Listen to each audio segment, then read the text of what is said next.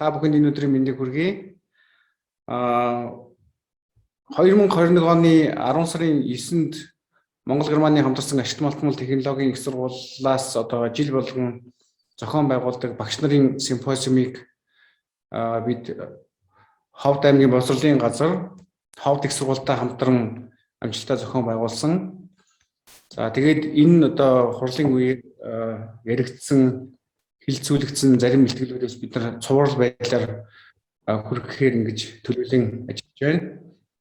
За энэ хурлын үеэр хилцэгдсэн нэг илтгэл бол одоо манай Монгол Улсын их сургуулийн электроник холбооны инженерийн нийгмийн профессор Гамбат багшийн тэгш боловсрол олох арга болон үр дүнг эсдийн ингээш бол оноогоор хэмжих боломж гэсэн ийм сонирхолтой илтгэл хилцэгдсэн.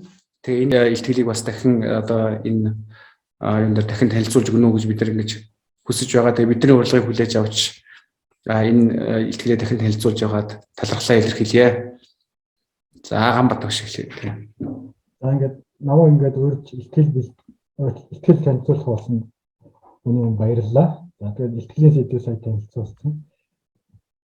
За эхлээд яагаад ийм хийх болсон юм бэ? Үндэслэл тэгээд Эшийн оноогоор байр эслүүлэх нь ямар үр дүнтэй гэдэг энэ үр нөлөө байдаг юм уу? Тэгээд тэгш боломж гэж юу? Тэгш боломжоо яаж олох юм бэ? Тэгээд дүгнэлт гэсэн юм хэсгээс тогтно. Анх сургууль ингээд 2010 онд хамгаалж ирээд хичээл авахлаа оюутнууд ингээд хичээлээ ойлгох чадвар их муу байгаа гэсэн. Тэгээд миний зааж байгаа хичээл болохоор электроникийн үндэслэл хичээл байна. Тэгээд удирдлагын систем гэж. Энэ хоёр математик физиктээр суулсан хичээл. Тэгээд оюутнуудтай ярилцаад үзэхлээр нэг Эшийн оноо их өндөр тэгсэн мөртлөө хичээлээс ойлгохгүй. Тэгээд сүүл шалгалт ингээд аваад үзэхлээр шалгалтаа их муу өгөөд идэв. Тэгээд ингээд эсэлтийн эргээ шалгалтын оноо гэж юу юм бэ? Тэр үе сонирхож эхэлсэн.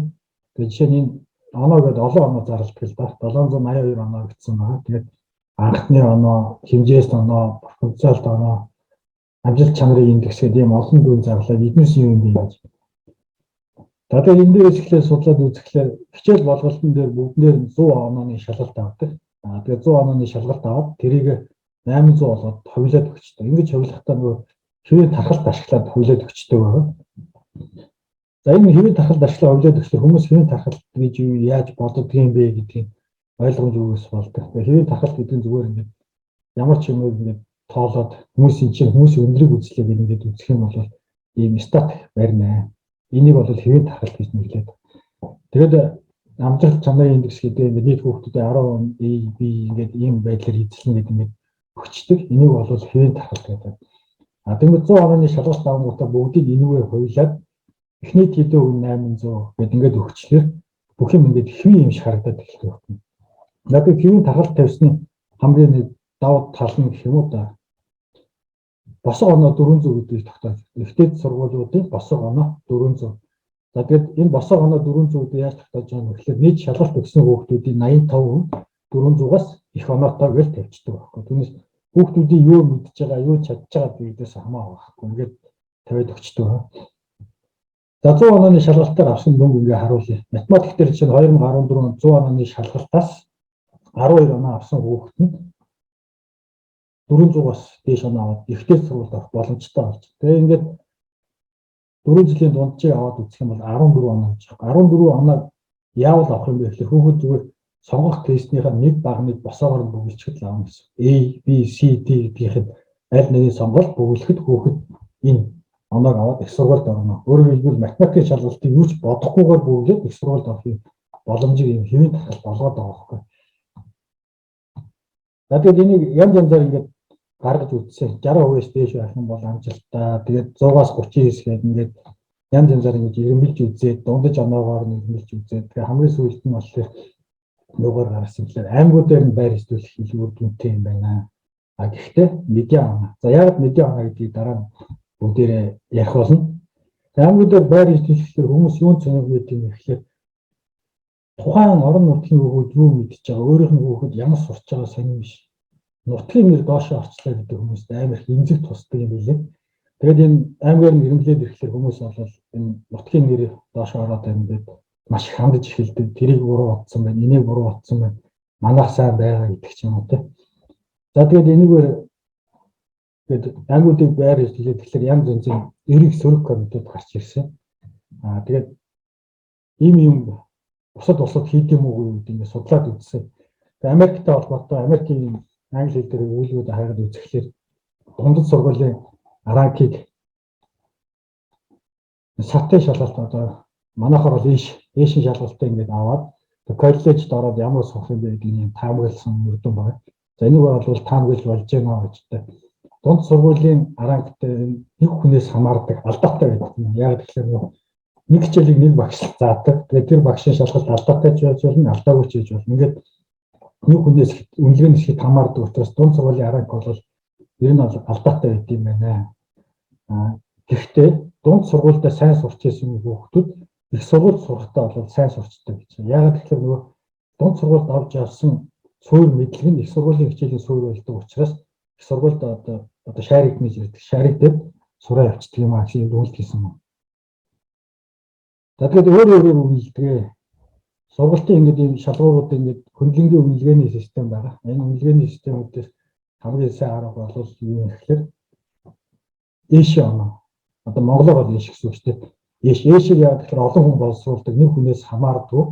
Тэгээд хамгийн стандарт шалгуурын нэг болж болох юм аа гэж. За ээшээр ингэж дүгнэлт өгөх болохгүй гэдэг саналууд маш байдаг. Жишээ нь эрэгтэй эмэгтэй хүүхдүүдийн харьцааг зөв авсан юм уу? Хар цагаан хүүхдүүдийн тоогоо зөв авсан юм уу? Төврөө зөв авсан юм гэдэг нь маш их маргадаг. Хэдий тийм маргадаг бол саяхан хэлсэнчлэн эсэлтийн ерөнхий шалгалтаа бол хамгийн алдаа багтай. Тэгээд бүхнээс зэрэг авдаг хүний нөлөө багтай шалгалт юм аа гэдэг бүгд хүлээн зөвшөөрдөг. Тэгээд Америкийн төвшин тогтоох шалгалт гэж тусдаа байгаа. Яг одоо манай ээш бол төвшин тогтоох шалгалт бичээ гэж маргадаг байхгүй. Тэгэхээр Америкийн төвшин тогтоох шалгалт сатын оноо хоёр нь хоорондоо релейшн тийм корреляцтай байна. Корреляцтай гэдэг нь энэ хоёр нэгнийгээ илтгэж болно гэсэн санаа. Төвшин тогтоох шалгалтад шалгалцаа өгч байгаа хүүхэд сат дээрээс авна, сатээс оноо сайтай хүүхэд төвшин тогтоох шалгалтын дээр энэ хоёр нэгнийгээ хамааралтай юм аа гэж. Тэгээд энэ дээрээс бол ингээд дүгнэлт өгч болно. За ингээд агшин төвшний сургалтанд ороод ирэхлээр сатын оноо өндөртэй хүүхдүүд одоо агшин төвшин магистр доктортой болоод илүү сайн сурдаг юм л да. Яг тэгэхээр сатад бэлдэн гэдэг нь хүүхэд 2-3 шалгалт наривчлал бэлдэн гэсэн. Нэг юм төвлөрөөд тууштай явдаг хүүхэд гэсэн үг байна. Тэгээд магистр докторийн төвшөнд бол хувь хүнээс их хамаардаг судалгаагаа хийх чадвар, хувь хүний суух чадвар, ажиллах чадвараас хамаардаг учраас агшин төвшөнд бол энэ бол маш өндөр хамааралтай юм аа гэж. За тэгээд хар цагаан арьстай хүүхдүүдийн онооны төвшин 200 онооны зөрөөтэй байдаг гэдэг маш олон ингэ сатын судалгаа хийгээд ирсэн байж. За ингээд судлаад ирэхлээр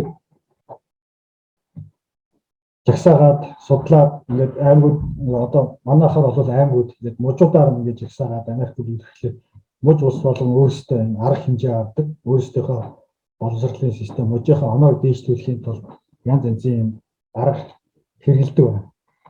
За ингээд энэ болохоор манай Монголч гэсэн бас яг ажиглагдж байгаа. Тэгээд оноогоор жагсаагаад ирэхлээр аймагуд өөрсдөө янз янзын арга хэмжээ авчихсан. Наад дараа нь дахиад дэлгэрүүлээ. Ямар оноогоор ирэмблэхээ гэдэг нь чухал. Хэмжээс оноогоор ингээд ирэмблээд үзье. Монгол хэл, математик, физик гурван хэмжээс онооны төгөлтийн хаа. Яг хэвээ юм шиг харна. Яг тэгэхээр угаасаа хэвээ тархалтыг бариулаад гаргацсан оноо чинь ингээд харах юм бол хэвээ тархалтаа голын хүүхдний 500 оноо орчим юм ингээд аавна. Тэгээд 200-аас 800 хооронд оноо аваад ингээд боловсролын систем маань өөр ингээд хэвээ юм шиг харагдаад байна. Гэтэл анхны оноо буюу 100 онооны шалгалтаас хэдэн оноо авснаар ингээ харах юм бол монгол хэлний дэрийн өндөр оноотой одоо 55 орчим байхад математик физик хоёр нэг тийм маш бага оноотой байна. Тэгэхээр өөрөөр хэлбэл боловсролын систем маань өөрөө болохгүй байна. Юу болохгүй гэхээр математик физикийн хичээл дээр хүүхдүүд маш муу байна. Гэтэл монгол хэл нийгмийн хичээл үүдэх хүүхдүүд сайн байна. Гэтэл математик физикийн хичээл нь ихтэй сургуулийн олон хичээлийн суурь болдог. Энэгээрээ орж ирээд хүүхдүүд нь хичээлээ ойлгох болж ингээд юм гажуудлууд үүсэж эхэлж байна. Тэгээд мэдээ оноог нь авч үзэх. Мэдээ оноо буюу голын оноог нь авч үзэх. Голын оноо хит бага эсвэл хит өндөр оноотой цөөн хүүхдүүдийн хасах тооцох боломжтой. Тэднийсээ нөлөө багас боломжтой. За эренбэлтийн аргачлалын зөндөө оноо байгаагаас хамгийн энгийн арга нь бол медиан оноог авч үзэж байна. За тэгээд бага онооны зарчмаар аймагуд ингээ байр эзлүүлсэн. Яг байр эзлүүлсэн гэхээр чинь Архангай аймгийн медиан нийгэм судлал дээр 59, аймагуудынхаа байрыг бол 14, монгол хэлэн дээр медиан оноо 55, байр нь 11. Гэхмэчлэнгээр ингээд байруудын нэмэхлээр 119 болно. Тэгээд ерөнхий дүнгээрээ 16-д орж 16 дахь байранд орж байна. За хамгийн сайн аймаг нь бол Өвөрхангай аймаг. Өвөрхангай аймаг бол жил болгон тогтвортой өндөр сайн ажил үзүүлж байгаа аймаг. Өвөрхангай бол 1-р байранд орж байгаа. За ингээд аймагуудыг ингээд жагсаагаад янз янзаар үзээд энэ тухайн хичээлийн улсын медиан дунд чинь энэ. Ингээд дунджаас нэгээ гаргаад үзэх юм бол нийгэм судлал, монгол хэл, газар зүй, биолог бол нэг сайн хичээл. Яг тэгэхээр медианууд нь өндөр. Муу хичээлд юу орж байгаа юм бэ гэхээр физик, англи хэл. Уул нь англи хэл гайгүй байсан. Энэ жилээ бол 21 онд бол англи хэлний медиан муу хичээл рүү ороод ирсэн байна. Дараа хим, математик гэж байна. Тийм математикийн медиан 22.6. Гэтэл нийгэм судлалын медиан 60. Өөрөөр хэлбэл ойролцоогоор нийгмийн шалгалтыг өгч байгаа хүүхдүүдээс 3 дахин бага оноо авдаг гэсэн үг байхгүй. Тэгэхээр биднээс энэ дээрээс ямар хичээлд анхаарах ёстой юм бэ гэсэн. За тэгэхээр энэ улс даяараа зорилго тавтай бол энэ хичээлүүдийн медиануудын хооронд нь ойрхон болгоё. Медиан оноогоо ахиулъя. Медиан оноо ахина гэдэг нь саяхан хэлсэн Америкийн судалгааны хичээлүүдээр болохоор төвшин сайжирч байгааг бас илэрхийлнэ гэсэн. Тийм учраас медиагийн нэр хэлбэл. Ингээд аймагуудын ингээд байр хэвлэлээд үзэхлээр Өвөрхангай, Дорнод, Говь Сүмбэр аймаг бол энэ жил их сайжирсан байна. За Багнуур, Дархан гэдэг сайн аймагуд байна. Ингээд муу аймагуд гэж байна. Муу аймагуудын дунд Баян-Улгийн аймаг байна. Баян-Улгийн аймаг бол хацсангүй бага уншдаг их боддог хичээл гэх юм да. Байгалийн ухааны хичээл, математик, физик, химийн хичээлүүдээр бол улсын дунджаас өндөр байдаг гэсэн бол энэ жил улсын дунджаас бага болоод ирсэн юм. Тэгээд яагаад ингэж бүр огцон бүр муудаад байгаа юм сайн мэдэхгүй. Мэдээж монгол хэлний шалгалтыг бол Баян-Улгийн аймаг маш муу өгдөг. Улсын дунджаас бараг 2 дахин бага оноотой өгдөг. Тэгэхээр энд бол Баян-Улгийн аймагт хичээл сурахад шалгалт өгөхөд хэлний асуудал гарч ирж байгаа юм байна гэдэг юм дүгнэлт хийж болж байна. Тэгээд Улаанбаатарыг аваад үзэх юм бол Улаанбаатар бол 20-р байранд ороод ирсэн уруудсаар байгаа. За гэтэл Улаанбаатарын төвийн сургуулиуд Улаанбаатараас олон улсын олимпиад яваад медаль аваад байгаа хүүхдүүдийн сургалт нь сайн. Олимпиадын сургалтууд ингээд сайн мөртлөө нийт масс сургалтын ажил муу болсон. Тэгээд эндээс болохоор Улаанбаатарын хөдөө үе захын хороол гэдэг ойлгох. Захын хорооллын хүүхдүүдийн сургууль бол маш муу. Энийг бол дэлгэрүүлж судлах хэрэгтэй. Яг аль сургууль хаана гэдэг аль сургуулийн оноо муу байгаа, хаана өндөр байна гэдгийг судлаад яг тэр сургуулиудаар анхаарах хэрэгтэй. За тэгээд онооны ялгаатай байдал бол баян осны ялгаад хөтлөн. Баян осны ялгаа бол нийгмийн бол хямралд хүрнэ. За газар зүйн байрлалаар ингээд аймагуудыг ингээд харах юм бол сайн 5 аймаг ногоон хоттой байгаа. За Өвөрхангай аймаг 1-р байгаа. За тэгээд Говь Сүмбэр, Дорнод их сайн. Тэгээд Багнуур байгаа. Дархан энэ 5 бол сайн 5-д орно. За дунджаас дээгүүр 6 аймаг. Увс, Хөвсгөл, Баян хонгор, Дундгой, Дорнод, Төв аймаг. За дунджаас доогоор 5 аймаг. Тэгэхээр Ховд, Архангай, Өвгөнговь, Сэлэнг, Хинти, Сүхбаатар гэж. Тэгээ муу 6 аймаг гэдэг үзэхлээр ихэнх нь бол Баян-Уул, Баруун аймагуд байна. Баян-Уул, Завхан, Говь Алтай, Булган гэж. Тэгээ ингээд газар зүй байдлаар наваад үзэх юм бол ингээд баруун бүс бол муу сурдаг. За тэгээд зүүн бүсийн бол харцаа гайгүй сурч байна. Зүүн бүсийн аймагуд бол гайгүй сурч байна. Тэгээ ингээд дундуур нь хуваах юм бол Хангаан бүс гэсэн. Хангаан нуурын хойдлын аймагуд нь муу сурдаг, уртлын аймагуд нь сайн сурдаг. Хэдэн жилийн өмнө бол энэ байдал бол эсэргээрээ байсан тийм. Гэтэл одоо яагаад ингэ эсэргээрээ болоод байгаа юм бэ? Судлах хэрэгтэй. Ингээд аймагуудыг байр хэвлэхээр бид аймаг болгон ямар нэгэн үйлдэл хийж эхэлдэг. Оноогоо ингээд сайжруулах юм бол Булган аймаг нэг жил болохоор бүх аймагаас сар болгож шалгалт аваад хүүхдүүдээ юун дээр болж юун дээр болохгүй гэж дүүнсэн. Тэр жилдээ бол Булган аймгийн байрлал бол огцом сайжирсан. Тэгээд сонгуультай жил болоод болохоор нэр дэвшиж байгаа хүмүүс болон компаниуд 800 оноос хүүхдүүд шагнал их. Энэ бас нөлөөлдөг. 800 оноо шагнал авах хүүхдүүд их хүсдэг гэсэн байх юм. За Өмнөговь аймаг бол их муу байж байгаа. Байраа бол огцом сайн сайжруулсан. Тэгээд сүүлийн үед ингээд хүүхдүүдийн шалгалт өгч байгаа хүүхдүүдийн тоо цөөрөөд байна гэдэг байна. Яагаад цөөрөөд байгаа юм бэ гэхээр нөгөө муу хүүхдүүдийг шалгалт өгөх юм болиулаад гисэн гэж ярьж байна. За Өмнөговь аймгийн сайжирсан шалтгаан болохоор Өмнөговь аймаг болохоор ингээд олон хөтөлбөр хэрэглэсэн. 800 оны авсан хүүхдэд 1.5 сая оюуны хурд англи хэлтэй өмнө хүүд хөгжлийн төлхөр гэдэг ингээд ийм олон хөтөлбөрүүд хэрэгжүүлээд өмнө английн байрыг сайжирсан. Өчигдөр хийсэн юм нь юу гэхээр муу хүүхдүүдэд шалгалт өгөх юм боловч гэсэн. За энийг болохоор хүмүүс ингээд ихэнх шүүмжилж байгаа. Хүүхдийн шалгалт өгөхэд халдаж байна гэсэн. Гэтэл муу хүүхэд яаж яах гэхээр бэлдэхгүй жилийн турш явж байгаад ээшийн бүх шалгалтанд бүртгүүлээд өгчдөг. Угаасаа л муу хүүхдийн чинь бүгдэн дээр л муу. Тэр хүүхд яаж яах гэхээр азаа үзэж байгаа байхгүй. Өмнө энийг манай Монголд яаж хийдэг байсан гэхээр улаан шугам гэдэг юм шийддэг байсан. 8 дугаар төгсөлт нь улаан шугам татна. Тэгээд 9 дугаар ангид орох өөрөөр хэлбэл ахлах ангид орохгүй шийднэ. Дараа нь 10 дугаар ангид төгсөлт нь конкурс гэж ярьдаг байсан. Эсэлтийн хэрэг шалгалт өгөхгүй юу гэдэг юм шийддэг байсан. Тэгээд анханаас нь хүүхдүүдийг орохт нь улаан шугам татаад өгөх юм бол хүүхэд бэлдэж эхэлнэ. Зүгээр урсгалаараа явж байгаа азаа үз шалгалт өгөх байл. Тэгэхээр энэ улаан шугам бол хэрэгтэй юм аа. За энэ байдаг юм гэхээр дэлхийн бүх хөгжилтэй бас энэ улаан шугам. Энэ Америкийн систем байна. Америкийн системээр явж байгаад хүүхдүүдээ энд бүр ингээ 13 настай байхад хүүхдүүдээ бүр ингээ 4 ангилна. Сурах чадвараар нь 4 ангилаа. Дахиад энийгээр нь 3 ангилж байгаа. Тэгээд их сургуульд орохгүйгээр нь ингээд шийдээд явдаг гэсэн. Дараа нь Германы боловсролын систем. Герман бас гимназийн систем гэдэг энэ эдний сугасаа яадаг гэхээр онц сайн сурдаг хүүхдүүдээ яав. Тэнгүүтээ их сургуульд орох боломжтой хүүхдүүдийг ялгаад сургадаг гэсэн.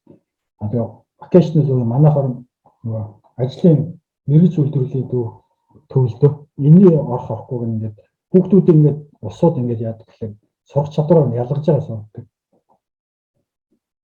Манайхны бас нэг ярьдаг юм гэхээр Финляндийн боловсролын систем хүүхдийг үнэлдэг вэ. Финлянд хамгийн гоё системтэй гэж ярьдаг. Гэтэл Финляндийн боловсролын систем ингээ хараа. Тэгэхээр энэ яаж юм гэхээр хүүхдийг 16 настайгаас нь эхлээд ялгаж байна. Тэгээ 16 настайгаас эхлээд 3 жил сурнаа. 16 настайгаас эхлээд 3 жил сурахдаа 2 хуваагаад сурч. Нэгдүгээр хэсэг нь их сургуульд орох боломжтой хүүхдүүд, хоёрдугаар хэсэг нь мэргэжлийн сургалт үйлдвэрлэлийн төвд орох. Өөрөөр хэлбэл ажилчин болох хүүхдүүдийг ялгана. За тэгээд шалгалт авсны дараа энэ хүүхдээ техникумд оруулах уу эсвэл сургуульд оруулах уу гэдгийг шийдэ. Тэгээ бүр муу байх юм бол энэ хүүхдүүдээ бүр буцаагаад дахиад мэргэжлийн үйлдвэрлэлийн сургалтын төвлөрөө оруулах гэсэн. Хизээ шалгалт авдгүй хизээ хүүхдүүдийг үнэлдэг юм бэ гэхээр ялгадгүй систем гэхээр 1-ээс 7 дугаар ангид 1-ээс 7 настай байх хүүхдүүдээс шалгадаг. Тэгэхээр энэ одоо 1-ээс 7 дугаар 7 настай хүүхдүүдийн боловсролын системтэй танилцчаад Финлянд шалгалт авдаг гэж яриад байгаа юм болов гэж бодогдсон. За тэгээд ингээд үзэхээр одоо тэгш боловсрол олох хэрэгтэй. Тэгээ хүн болгон сайн сургууль, сайн багшийг хүсдэг. Хотын бөглөрөл бол дунд сургуулийн хичээлтэй холбоотой мал батлагдсан. Яа тэгэхээр сайн сургуулийн хүүхдүүдэд зөөдөг. За сайн сургууль, сайн багшийг бүхэнд хүргэх боломж байхгүй, орон зай байхгүй, тэгээ багтаамж байхгүй, зайны асуудал, тэгээ багшийн хүртээмж байхгүй. Энийг яаж шийдэж болох юм бэ гэхээр 2018 онд анхны санааг гаргаж ирсэн. Нэгдүгээрт нь сайн багшийг шалгаруулна. Тэгээ сайн багшийн сайн хичээл заална. За сайн багш гэж ямар багш хэлэх вэ? Сайн хичээл гэж ямар хичээл гэдэг бас эхлээд тохирох хэрэгтэй. Дөрмөө тохирох хэрэгтэй гэсэн. Хүн болгон сайн багш, сайн хичээл гэдэг өөр ойлголтоо нэгтгэж яг аль нь. За тэгээ сайн багшаа видео хичээл заалгаад тэрийг багш сурагчид хамт үзэн танхимд хичээлийг 2 хувааж үзэн гэсэн багтаа. Нэгдүгээр хагасд нь багш сурагч хоёрын видео хичээлийг хамт үзсэн. Хоёрдугаар хагасд нь багш сурагч хоёр хоорондоо ярилцсан. Энэс ингээд хичээл зааж байхлаар оюутнуудаа заагаад харж байхад мэдэгддэг шүү дээ. Оюутнууд хичээл ойлгоод байна уу, ойлгохгүй байгаа юу гэдэг ингээд оюутнуудыг хийж байгаа үйлдэл болон нүднээс нь харагдаа мэдэгддэг. Тэгэхээр биднес тэрийг энийг ойлгохгүй байна дахиад ярий гэдэг ингээд автаж ярьдаг. Захин хичээлдэр бол амьд харилцаа байх учраас энэ байхгүй. Тэрийг нь хэн нөхөх юм гэхээр хоёрдугаар хагасд ангид байгаа багш харуулна. За ангид байгаа багш захин сургалтын дутагдлуудыг нөхөн сурагчтайгаа ярилцсан. Дутуу ойлгосон юмыг нэмж тайлбарлана. Өшөөнийг багшинд гол хийх ажил нь даалгавар өгнө. Мэдээж даалгавар хийн үнэлнэ. Энэ үнэлэх системд оролцож эхэлнэ. Нэг багш бүгдийг үнэлээд хийж чадахгүй. Тэгэхээр үнэлгээний системд оролцсон. За ямар давуу тал гарч ирэх юм бэ гэхээр манай Монгол улсад нэг юм хаягдсан юм гэхээр багшаа сурах ажлыг бол хайсан. Хаяаны хийхдээ бол маш их өндөр зардлаар үр ашиггүй хийдэг. Хэдэн багшаа ингээд аймагтан цуглуулад, хотод цуглуулад, унааны зардал, хоол ундны зардал гэдэг ингээд хийдэг. Энэ зардлуудыг бол шийдэх арга нь юм гэхээр багш сурагч хамт хичээл гэсэн. Хамт хичээл үзэхлээр мэдээж багш нь сурагчаасаа төрүүлж ойлгоод тэрийг ястаглаа сурагчтай юм. Тэгээ сайн багшийн мэдлэг заах арга зүг багш өөрөө сураад авах. Тэрийгээ дараа нь сурагчтай түгээнэ. Тэгэхээр багш сурагч хамт сурсан нэгдүгээр давуу тал нь юм. За багшаа давхар сурна. Бүгд нэг жигд мэдлэг олж байгаа. Жигд мэдлэг гэдэг нь юу гэхээр зарим багш физикийн механиктай сайн, зарим нь термодинамиктай сайн гэх юм бол тэрийг мэдж байгааг ингээд төлхөө заачтай. Мэдхгүй байгааг ингээд заахгүй байх шүү дээ. Тэгэхээр хүүхдүүд зарим хүүхдүүд бол механиктай сайн, зарим термодинамиктай сайн гэдэг чинь. За сүүлийн үед ялангуяа физикийн ном үзэхлээр ямар асуудал байна гэхээр электроникийн ойлголтууд бүлэг болгоо оруулсан. Гэтэл дунд сургуульд энийг огт заагаагүй байхгүй. Багш нарт дунд сургуулийн багш нартай огт заагаагүй. Тэгэхээр багш нар энийг угаасаа яадаг гэхээр заадгүй гэж ярьж байгаа. Угаасаа мэдэхгүй заадгүй. Тэгэхээр сайн багш тэрийг заагаад өгчлөөр тэр багш нар бүгдээрээ сурагчтай хамт үзэн. Тэгээд сурагчаасаа төрүүлж ойлгоод төрүүлээд тайлбарлана. Ингээд бүгд жигд бидлэгтэй болно. Зарим нэг юм сайн заалгаддаг, зарим нэг юм дутуу заагдахгүй гэсэн юм байхгүй.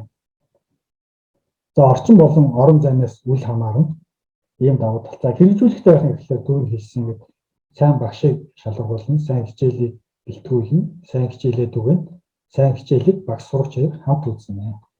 За тэгэхээр мэдээж дүгнэх хэрэгтэй. Манай арга сайн юм уу муу болж гэнэ болохгүй юм гэдгээ. За яаж дүгнэх юм гэхээр түрүүний хэлсэн эсэлтийн ерөнхий шалгалтын медиан оноогоор дүгнэ. За энийг бүгднээр нэвтрүүлэхээс өмнө одоо юу гэдэг эсэлтийн ерөнхий шалгалтын наривчлсан мэдээд боловсролын яамд байгаа. Ямар сургуулийн хүүхд ямар оноотой, ямар сургуулийн дундаж оноо хэд байна гэдэг бүгд газар зүйн байрлсан. Хэд хэдэн сургуулийг сонгож аваад энэ аргаараа нэг жил явуулаад үзээд тэр сургуулийн медиан оноо дээшлж чинь үгүй юу гэдгээр дүгнэж байна. Тэгэхээр эхний ээлжинд нэг жил туршилт хийж үзээд сайн байх юм бол энэ аргаа улс даяараа нэвтрүүлж болно. За тэгээ гол зорилго нь мэдээж юу астай гэсэн юм. Эсэлтийн ерөнхий шалгалтын медиан оноог дээшлүүлье. За медиан оноог дээшлүүлэх нь төвшин дээшлж байгаагийн нэг илэрхийлэх хэмжигдэхүүн болно. Боловсролын төвшин чанарыг хэмждэг олон арга байгаа. Тэрний нэг нь бол энэ нээж болох юм аа гэж. За энэ дээрээс ингээд медиан онооноос ингээд харах юм бол байгалийн ухааны хичээлд бол биднээс онцгой анхаарч ажиллах хэрэгтэй, сайжруулах хэрэгтэй. Тэгэхгүй бол энэ бүр ингээд хаягдаад яваад ингээд дуусч байна. Тэгээд хамгийн нэлээд юм юу гэхээр энэ үр дүн нэгтэй сургуульд орж ирэх хоёрын хичээлээ ойлгохгүй, математик физиктэй суурилсан хичээлээ ойлгохгүй, математик физик мэдэхгүй болохоор математик физиктэй суурилсан хичээлээ ойлгохгүй болохоор муу мэрэгчлэн болж. Тэгээ ажлын байран дээр хараад гологдно. За тэгээд санал болгож байгаа юм юу гэхээр ээшийн оноог хэмжээст оноогоор зарлалын одоо болоод зөвхөн ардын оноогоор зарлана. За хэмжээст онооны ганц давуу тал нь босго оноо 400 гэж тогтоогдол хэрэг байна. Тэгээ босго оноогоо 400 яаж тогтоож байгаа гэхээр 85% гэж байна. Яг тэрүүнтэй адилхан биднээс шалгалт өгсөн хүүхдүүдийн 85% нь их сургуульд оруулна гэж хэлчих хэвээр. Босол хэмжээст оноогоо тэрийг зарлаж 400 гэж зарлаж байгаа одоо ялгаагүй байхгүй. Тэгээ 85% гэх юм уу тэрийгэ зарлана. Тэгээ анхны оноогоо зарлана. Анхны оноогоо зарлахаар хүн болгон манай боловсрол ямар хөө юм бэ гэдгийг ойлгоод улс даяараа анхаарч эхэлнэ. Энэ бол маш том асуудал. Бүгд анхаарч шуурхай ажиллах хэрэгтэй. Тэгээ сайн багшийн сайн хичээлийг шалгаруулад бүгд танхимаар хамт үзье. Багшаач хөгжүүлээ, сурагчаач хөгжүүлээ гэх ийм санаа байна. За баярлалаа.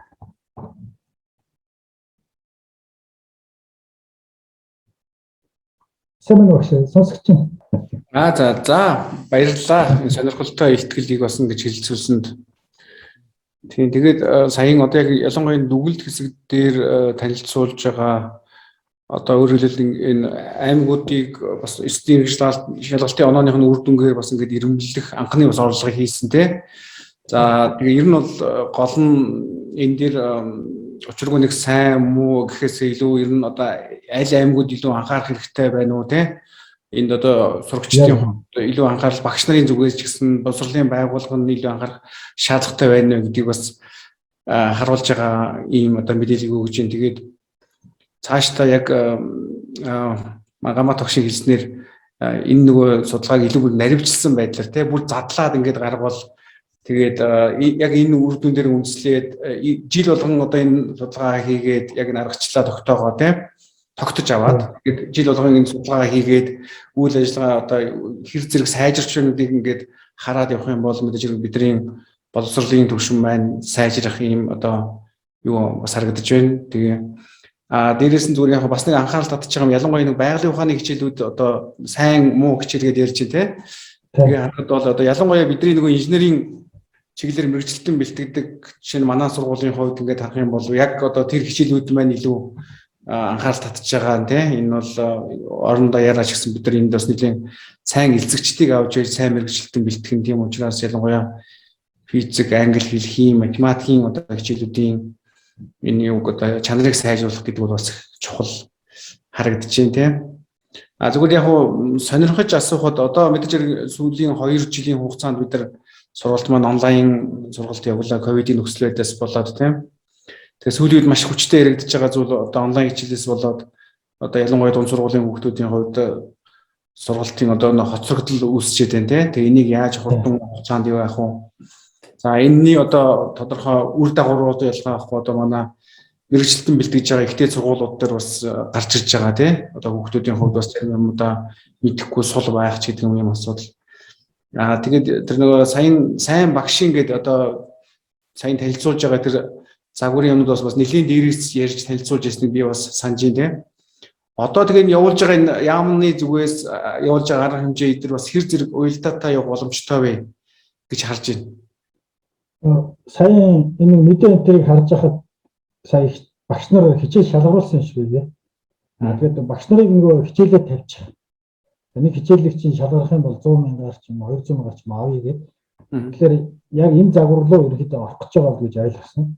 Одоо сайн багшийн сайн хичээлийг ингээд заалгаж аваад тэднээсээ мөнгө өгөөд хичээлийн сан үүсгээ тэндээс нь ялгаж авах. Тэгээд хичээлийг би шалгаруулаад дууссан гэж ойлгосон хичээлүүд тийм. Тэгээ одоо энийг танхимд багш сурагчид хоёр ингээд хамт үзэн. Тэгээ миний түрүүн хэлсэн электроникийн үндсээ өдөр дунд сургуулийн физик хичээлдээ байгаа байхгүй. Гэтэл тэрийг дунд сургуулийн багш нар ордог. Тэгээд дунд сургуулийн багш нар надад хүсэл тавьж ирсэн гэдэг электроникийн хичээлийн талаар таны цахим хичээл бэлдэж өгөөч.